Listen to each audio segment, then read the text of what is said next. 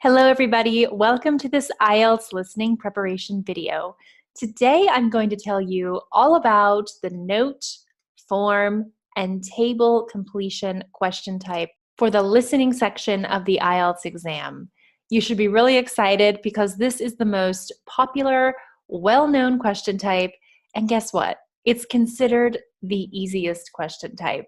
Now I'll walk you through this because even though this is considered to be very easy when compared to the other question types, there are still some pitfalls and some things you'll have to watch out for. And of course, there's a great strategy that we need to prepare ourselves with in order to be fully ready for this question type and the listening exam. So without further ado, let's get started and talk about this question. I'd just like to go over a brief overview and run through of what you can expect with this question type. First off, you'll have to fill in missing words of a form, an outline, or a table. Now, the note and form examples are quite similar, but today we'll be going over two examples. One will be a form and the other will be a note and table. So you'll see the differences, although the strategy for all three of these is the same. So you'll have to fill in these missing words, and the gaps may appear anywhere in the sentence or on the form or in the piece of writing that you have on your visual aid. If you are familiar with the sentence completion question type, we have a video on that as well, but this is different because in that question type, gaps are usually seen at the end. In this case, the gaps can be anywhere, really. And it does not always feature full sentences. This is perhaps one of the main reasons why this question type appears to be so simple. You are just writing in blanks of points or times or gaps, not necessarily full sentences. However, it still is a bit challenging. Of course, we're going to use the scanning technique. So we're going to pull out our keywords before we listen, and we're going to listen for these important words that will call our attention to the answers. And you can expect to start from the top of your note, form, or table and go all the way to the bottom. So in other words, you can expect that this will be in order. Now here's a guide for what we're going to be doing today. And this guide is a bit different than the other question types, so pay attention. First off, we're going to read the information and become familiar with the type of visual aid we have. We're going to use the visual aid to our advantage. Now, as we read, we should be underlining keywords.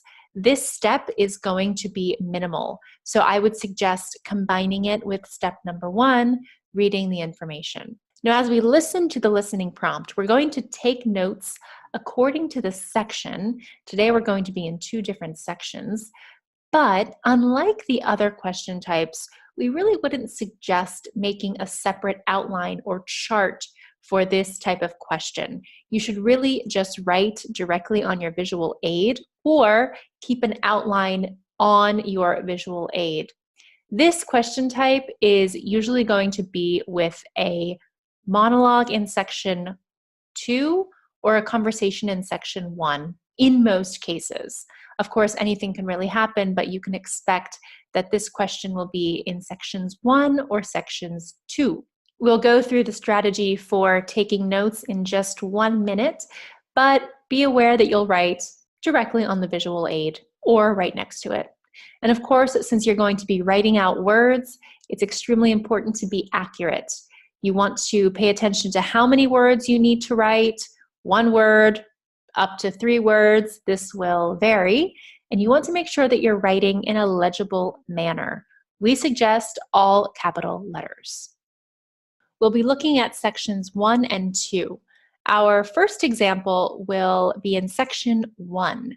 And with section 1, you can expect to hear a conversation between 2 people. And the topic will be a general and everyday topic. Generally, we would use the chart system for this to take our notes. But since we have a visual aid today, either a form, a table, or notes to fill in, we're going to work directly on the visual aid. Of course, we can keep a chart right next to it, or we can make a couple of columns just to get the information clear, but I'll take you through this in our example in just a bit.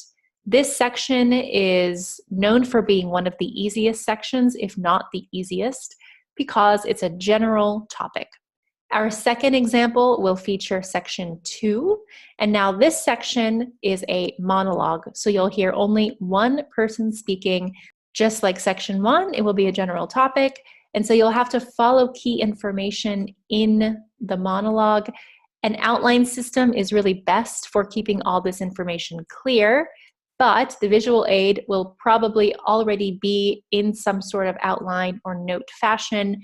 So we can take a small outline down right next to the visual aid, and we'll go through this together as well. Okay, let's get started with our first example. All right, so here is our first example. We see a form. So this is questions 1 through 8. Complete the form below.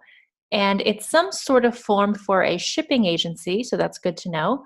But it's very important to note the directions, which we see right here. Write no more than 3 words and or a number. So that is our limit for the answers. Now, before we start listening, I just want to emphasize the fact that this is already in a nice outlined fashion for us. And remember, this is section 1. So we're going to hear a conversation between 2 people. Now, usually we would encourage you to make a chart so that you can understand what one person is saying over the other. In this case, you could still make a chart if you'd like to, but notice how the answers come from the top to the bottom, which we can expect everything to come in order. The keywords are here for us, and this specific question type is not asking us for specific details regarding each speaker. Instead, it's asking us for information like name and town.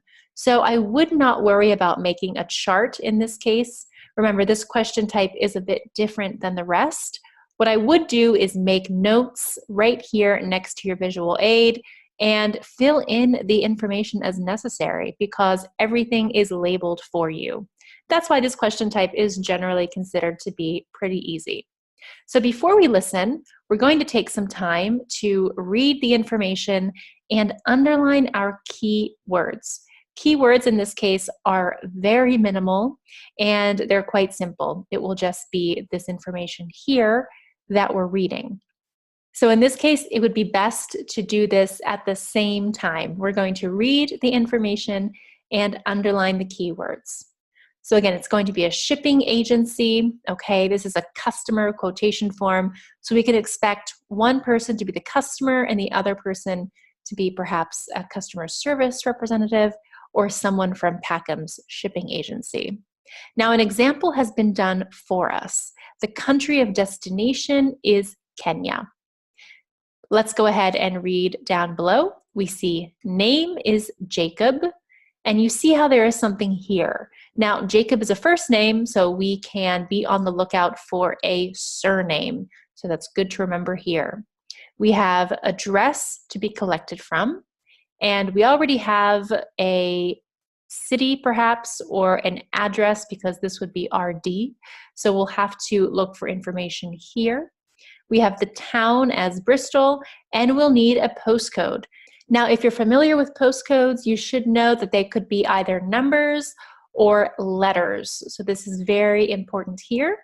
And now we have the size of container. So the keywords would be size and container. We see length quite simply as 1.5 meters, width and height. Now you might expect to hear something like how wide is it or how high is it? So be aware of these synonyms. However, you can expect that numbers will be here for 4 and 5, just like the length. Now we're almost finished. We go to contents. Now we see something with clothes. So you can expect the speaker to say 3 different things. 1 will be clothes, and then we'll have 6 and 7.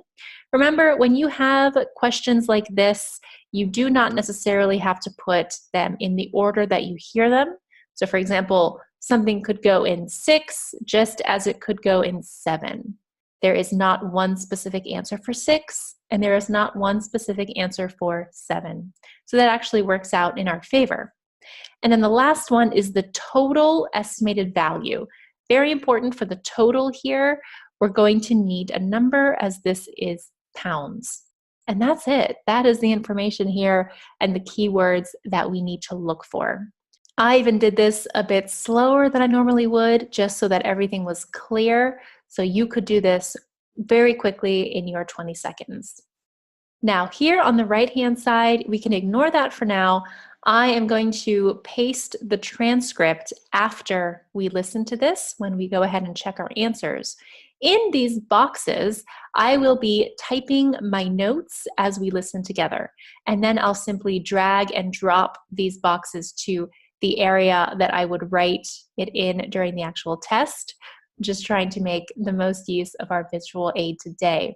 At home, you can go ahead and follow along with us, maybe writing your notes on a separate piece of paper, or if you have printed this out or if you have access to this visual aid, you can write along as I'm going to be, just so it's clear for you.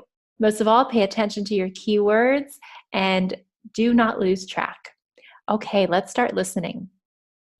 You will hear a telephone conversation between a customer and an agent at a company which ships large boxes overseas.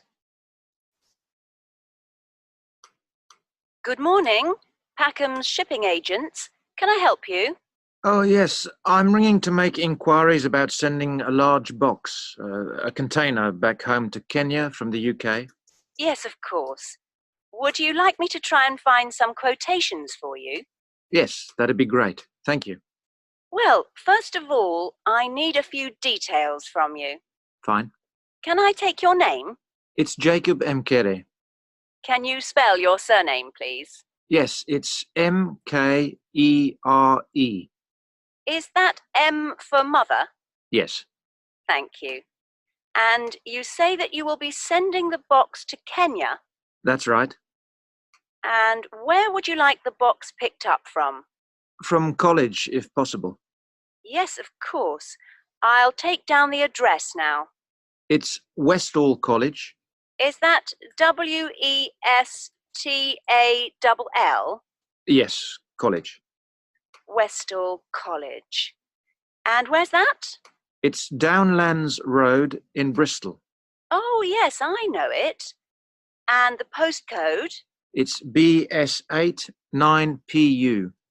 Right. And I need to know the size. Yes, I've measured it carefully and it's 1.5 meters long, Right. 0.75 meters wide, Okay. and it's 0.5 meters high or deep. Great. So I'll calculate the volume in a moment and get some quotes for that. But first, can you tell me, very generally, what will be in the box? Yes, there's mostly clothes Okay. and there's some books. Okay, good. Anything else? Yes, there's also some toys. Okay, and what is the total value, do you think, of the contents? Well, the main costs are the clothes and the books. They'll be about £1,500. But then the toys are about another 200. So I'd put down £1,700. Okay, excellent. I hope you were able to follow along with that, and I hope you were able to recognize just how simple this question type was. Now, I have my notes here in these boxes. I hope you were able to see when I was typing and when I moved them over. Before we even start checking this, I just want to go over this last one here, the total estimated value. We'll look at the wording and the transcript later when we look at our answers, but you notice how there were 3 numbers here. Now, I wrote all 3 of these numbers just because I was taking notes and I didn't want to miss anything. But I know that only the last number was correct. So this is a common trick, and this is sort of one of those difficulties with this question type, is to include many letters, many numbers, and then only include the correct answer at the end. So in this case, I would eliminate or put a line through these 2 options and only write 1,700 on my answer sheet. All right, we'll look at that at the end. Right now, I would like to just focus on the answers up here and understanding some of these explanations and the strategy. So the notes I had here, large box and UK to Kenya, these are just for my own notes because I was taking a lot of notes just as I was going and I didn't want to miss anything. You don't have to write this. I just wanted to get into the habit. On the right, we'll be able to see all of the transcript as we continue on, but the answers are in red. So as we go on, I will just keep moving and scrolling on up. Now, first off, we have the name. So Jacob and a surname. Now, this is quite a difficult surname to pronounce. And usually when we have this sort of question type in section 1, there will be some sort of name. The answer will be spelled out for you more than likely, just because it's a bit difficult to spell special nouns like this that are not actually words, they're names. So don't be surprised if the names are always spelled out for you. This is so you can understand your letters and write down notes as they are spelled. So this question, number 1, tested our ability to write down letters and keep up with the pace of the speaker. So Jacob Mkere, Mkere. And the speaker said, is that M for mother? Just to make sure that it's clear for the test taker, it's M, not M. And yes, it is. So this is a common spelling question. You'll more than likely see this on the exam. So it might be a good idea to brush up on your spelling while you're at it. Now, we can go ahead and just eliminate this so we have more room on our transcript side. And let's look at number 2. She goes, I'll take down the address now. So the address was one of our keywords. Perfect. And he says it's Westall College. I went ahead and just typed it as I assumed it was spelled, and I was correct, but this will also be spelled out for you because it is not a word, it's a name. So we have Westall College, Downlands Road. Perfect. Then we had the town as Bristol. The postcode, as I said earlier, is a mix of letters and numbers in this case. Same thing, it will be spelled out for you. BS89PU. Then they go directly into the size of the container. Now, I just want to make these 2 answers a bit bigger because this is a common trick, and I want to see if you have caught my deliberate trick here. Now, I've made this a bit bigger so we can see, and I want to take you through the options. Now, notice how length says 1.5 m for meters. Now, since we're talking about a width or a height or a specific number, these answers are not sufficient. And I'm wondering if you have done the same thing on your own or if you did something a bit different. It's a common mistake to write just the number, and it would not be completely correct in this case. You have to include the meter. So you'd have to put either an M, or you could put meters with the American spelling, okay? Now the meter is fine. You could also write the S for meters, or you could also do the European spelling. So this one here is the American spelling, and you could also do the European spelling. There are many ways to do this, but just make sure that you have some sort of note for the meter, because 0.75 on its own is not completely correct. Now, I would stick with exactly what the speaker says. Now, he said 0.75 meters, and he also says wide. So if you wanted to, you could write 0.75 meters wide, because that would still fit in your no more than 3 words and a number guideline, because 0.75 is one number, meters is one word, and wide is another. And so that would just cut it. That would be completely correct. You could also just write 0.75 meters, but you cannot write only 0.75. So keep that in mind. And the same thing goes here for height, 0.5 meters. And he says 0.5 meters high or deep. Now, you could not write 0.5 meters high or deep. You could not write this exact answer because it is more than 3 words and or a number. So that would be incorrect. And that's why you'd have to put 0.5 meters high as one, or another possibility could be 0.5 meters deep. but you could not write all 4 of these words. Now going on to the contents, he says that there were some clothes, and then we have books, and she says anything else, and he said toys. So we have number 6 and number 7. Remember, you could also put toys as number 6 and books as number 7, as I've just done here as well. You could also write some toys and some books. That's fine because, again, no more than 3 words and or a number, and placing some in this answer does not change the meaning, so it would be completely fine. Total estimated value, again, it's a common trick to add more numbers than necessary. So if we look here in the transcript, the first thing we heard was 1,500, and so I went ahead and wrote that. Then we heard another 200, so I went ahead and wrote that. And then it said, I'd put down 1,700. And the key word here is total value, which the speaker also said, total value. So we have to pay attention to that total value of 1,700. All right, I hope you did well here. It was quite simple in that we started from the beginning at the top and went all the way to the bottom. And we really used our keywords to our advantage. So excellent job. Now we're going to take a look at our second example. It's going to feature 2 question types. It's going to feature the note and table questions, and we're going to do it all together as though we're in the exam. So let's get ready. Okay, and we're back with our second example for section 2. Now, this is going to be a bit different than the other examples we've done because we'll have the entire section played in the listening prompt. So we have the first half, which will have questions 11 to 16, and the second half, scrolling down here, to questions 17 to 20. So we're not going to have 2 different recordings.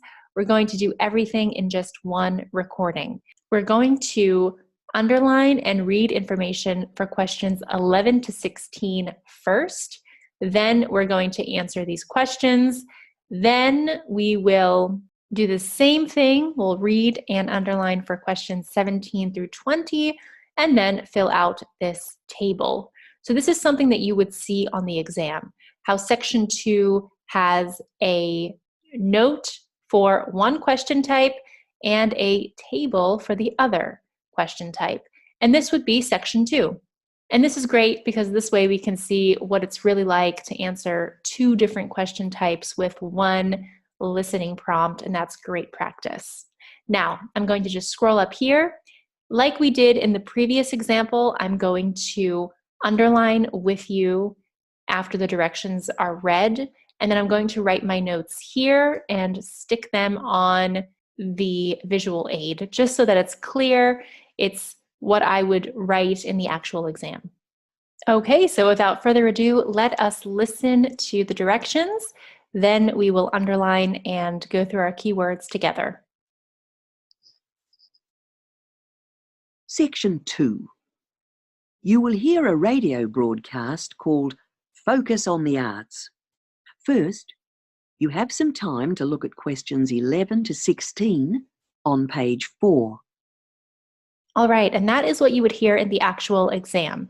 So let's do this quickly. I'll take it a little bit slower for you just so that everything is clear, but I would go ahead and read and underline at the same time only questions 11 to 16.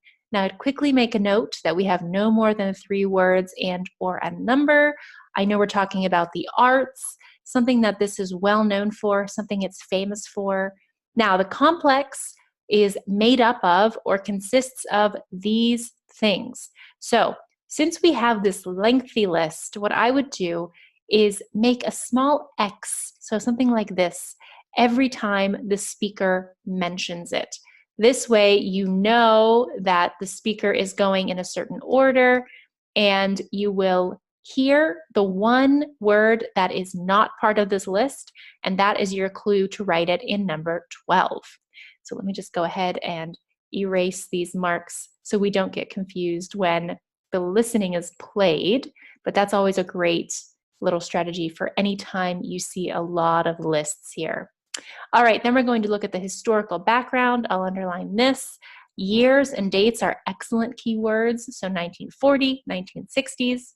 I see here with bombs, so I see destroyed in a bomb. Center will be good to note. I see that it's capitalized, so it might be a specific name. Then I want to know when it was open to the public. The fact that we have two dates here will lead us to believe that number 14 should be some sort of date. Then we have managed. We'll want to see who this is managed by. And then open, I want to know how many days per year. The fact that this says days leads me to believe this will be a number. So really quickly before we hear the prompt, you should really pay attention to things that will allow you to write numbers. So I know that days, we'll be looking at an amount of days, and in, we'll be looking at some sort of date, because I know that in is a great preposition for dates. So even prepositions can make the difference here. Imagine you didn't know that in comes before a year or a season. This could potentially have been more difficult than it had to be. Okay, so we've done our preparation work for just this section. Let's listen. Remember, I'll be making my notes in these boxes, and I would encourage you to make your outline right along this visual aid. There's no need to create a new outline since this is already in a note outline form. Just go ahead and make your notes here like I will do. All right, let's listen. Now listen carefully and answer questions 11 to 16. Hello, and welcome to Focus on the Arts. I'm your host, Dave Green, and this is your very own local radio program. Every Friday evening, we put the spotlight on different arts and culture facilities and look at the shows and events that are on offer in the coming week. And today, the focus is on the National Arts Centre. Now, if you don't already know it yourself, I'm sure you've all heard of it. It's famous throughout the world as one of the major venues for classical music. But did you know that it's actually much more than just a place to hear concerts? The centre itself is a huge complex that caters for a great range of arts. Under a single roof, it houses concert rooms, theatres, cinemas, art galleries, and a wonderful public library, as well as service facilities including 3 restaurants and a bookshop. So, at any one time, the choice of entertainment there is simply enormous. So, how did they manage to build such a big arts complex right in the heart of the city? Well, the area was completely destroyed by bombs during the war in 1940. So the opportunity was taken to create a cultural centre that would be what they called the city's gift to the nation. Of course, it took a while for such a big project to get started, but it was planned in the 60s, built in the 70s, and eventually opened to the public in 1983. Ever since then, it has proved to be a great success. It's not privately owned, like many arts centres, but is still in public hands. It's run by the City Council. Both our National Symphony Orchestra and National Theatre Company were involved in the planning of the project, and they're now based there, giving regular performances every week. And as the centre is open 363 days of the year, there are plenty of performances to choose from. So I'm just going to clear our screen of the red drawings, and we'll check all of this later just to get the full idea of the exam. I'd like you to do both question types together all at once. So let's scroll down to questions 17 through 20, and we'll listen back to the prompt. Before you hear the rest of the broadcast, you have some time to look at questions 17 to 20 on page 5. Okay, same idea. Let's go ahead. This is not really any different in terms of strategy. We just have more things to look for. So we see the day, the time, the event, the venue, and the ticket price. Same thing with no more than 3 words and or a number. But here we've got these nice columns that will help us find the answers. Now, the days of the week will be helpful. We do not have to listen for any days of the week because they're already written for us. So when the speaker talks about Monday and Tuesday, we can immediately check this block here. When the speaker says Wednesday, we can check this block here. And when the speaker says Saturday and Sunday, we know that we are in this row here. Keep in mind we'll have to find a venue for one answer, an event for two answers, and a ticket price for one answer. So the venue that we hear will be number 17, the ticket price will be number 19, and the two events will either be 18 and 20, and we must be specific here. So number 18's answer can only be number 18's answer. Same thing for 20. Now, we should use the words that are listed to our advantage. So make sure you know where these days of the week are located. Times are also important here. Okay, when we hear these numbers, we can immediately go to this row. And we have a ticket price. £8 is the only ticket price here with number. This one is free. Then we have a Canadian film, art exhibition, The Magic Flute by Mozart, Cinema 2, Gallery 1, and free. Now remember to use this visual aid to your advantage again and make your notes right along here or directly on your table. You might see that the speaker gives a couple of descriptions for many things, or the speaker may jump around with what he is saying. If you write something that you later find out was a trick or it's not the correct answer, just mark it out in your notes. It's better to write more than to not write enough.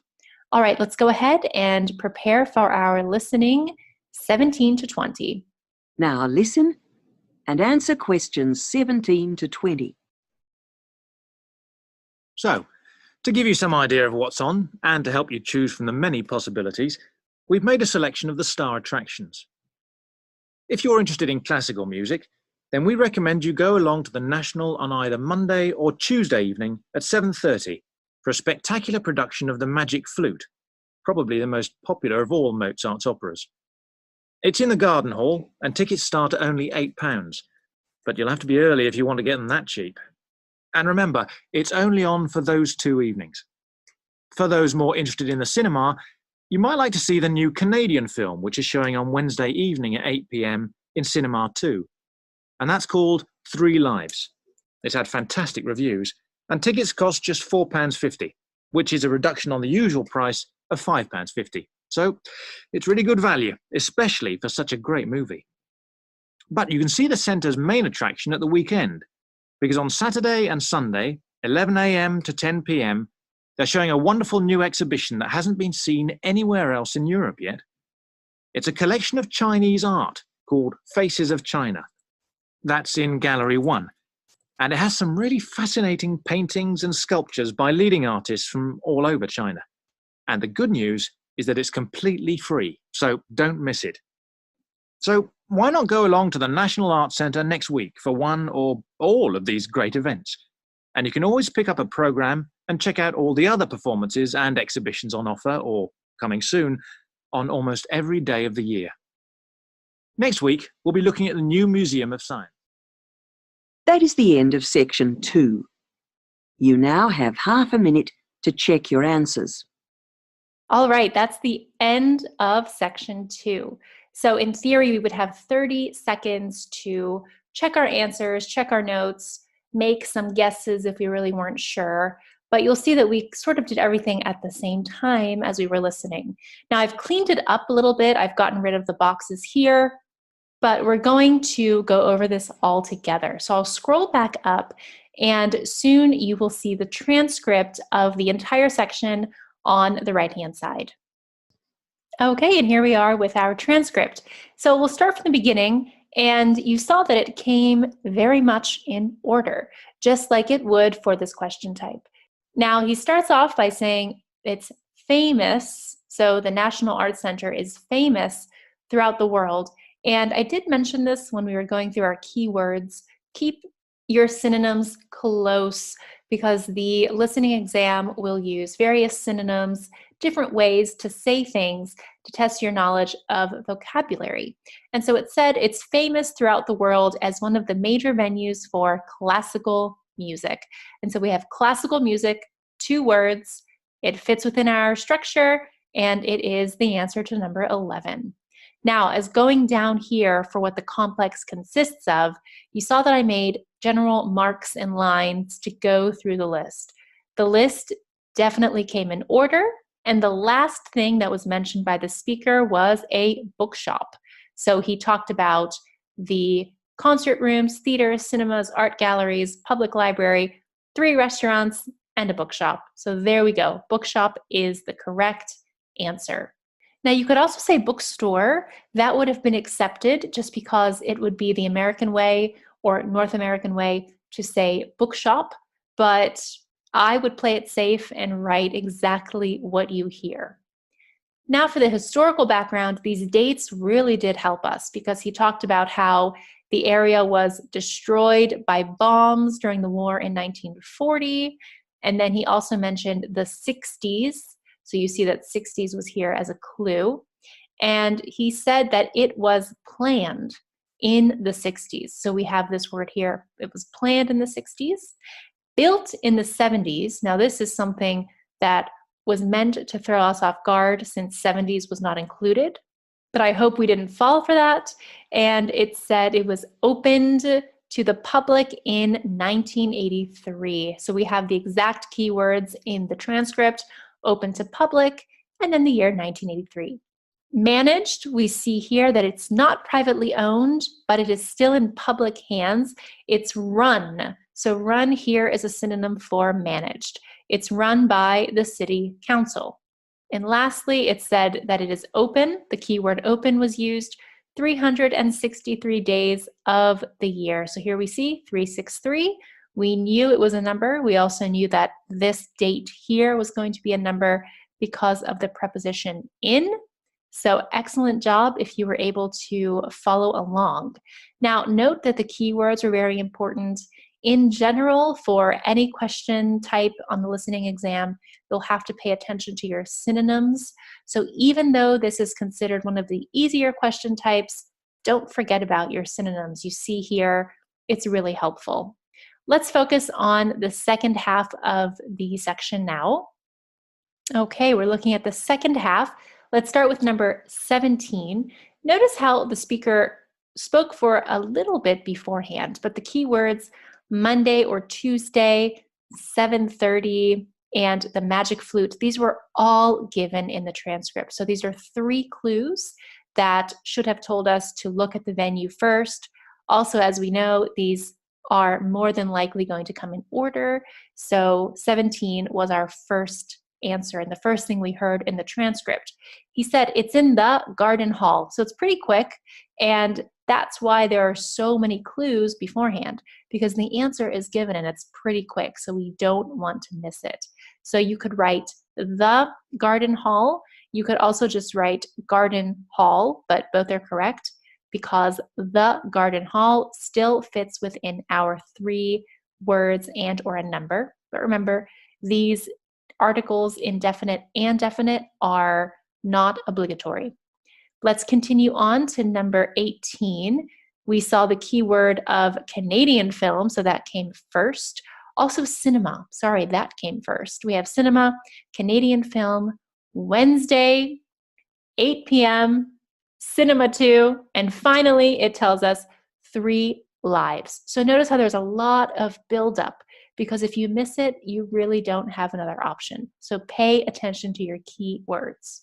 Then immediately after, it says it had fantastic reviews. Tickets cost just $4.50. Keep in mind, you'll have to put the pound sign just like you see here, or the dollar sign if that is the correct currency. And keep in mind that the transcript tries to confuse you, which is a common trick in the IELTS exam.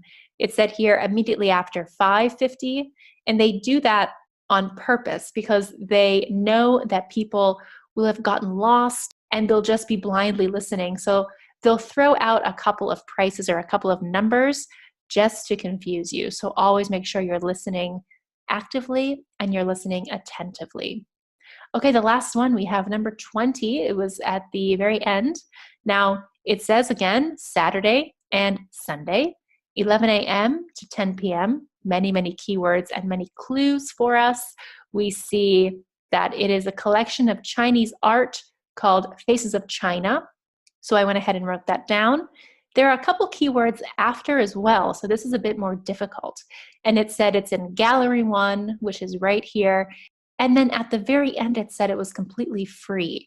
So notice how this last one was the most difficult because it had some keywords at the end after the answer had already been said. Okay, so there we have it. I really hope you were able to follow along with me. Notice how everything came in order and the outline was provided for us. So in section 1, we would usually keep a chart with 2 different speakers, but our section 1 example earlier did not require us to keep track of details of speakers. So we went ahead and just used the visual aid that was given to us. It made it a lot easier and a lot quicker. And for section 2, we definitely expected a monologue, but this outline format in the first example was perfect because we were able to keep notes as though this was our own outline. We kept notes and we answered the questions at the same time. So we were multitasking. And the table was excellent because it gave us keywords before and sometimes after. The biggest thing here is to really keep up with the speaker and brush up on your synonyms. All right, great job.